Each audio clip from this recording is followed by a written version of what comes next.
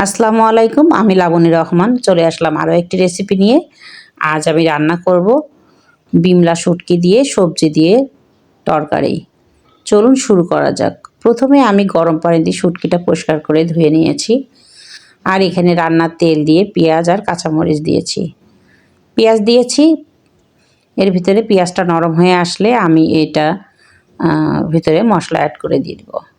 দিয়ে দিলাম আদা, রসুন, পেঁয়াজ, জিরা ব্লেন্ডার করা। দিলাম হলুদের গুঁড়া, ঝাল ও ধনিয়ার গুঁড়া দিয়ে ভালো করে মশলাটা আমি কষিয়ে নিব।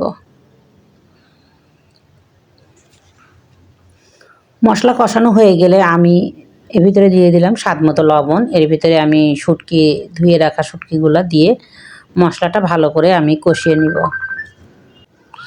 গরম পানি দিয়ে আমি ভালো করে শুটকিগুলা ফুটিয়ে তারপরে ধুয়ে নিয়েছি। আর এদিকে শুটকিগুলো সামান্য হলেও একটু নরম হয়ে গিয়েছে। তারপরে আমি আবার ভালো করে শুটকিটা কষিয়ে নিব। কষানো হয়ে গেলে আমি এখানে দিয়ে দেব সবজি। এখানে সবজি দিব আলু, গাজর, মূলা, শিম দিয়ে আমি রান্না করব। এই শীতের 5 রকম সবজি দিয়ে শুটকি ভুনা করলে খেতে ভালোই লাগে।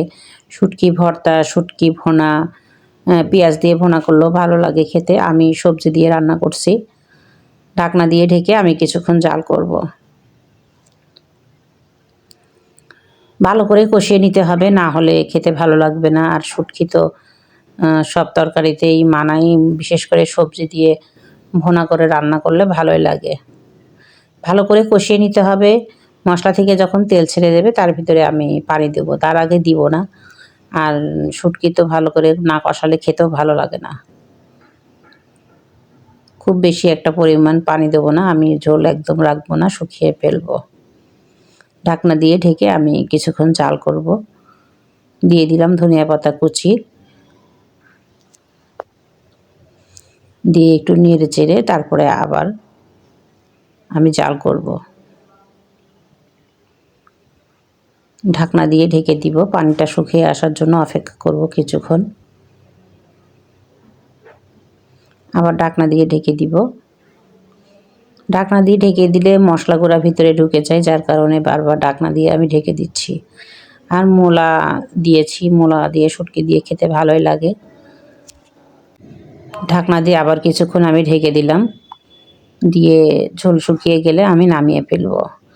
এই যে রান্নার পরে এমন একটা সুন্দর লোভনীয় কালার এসেছে, দেখতেও যেমন লোভনীয়, খেতেও তেমন সুস্বাদু।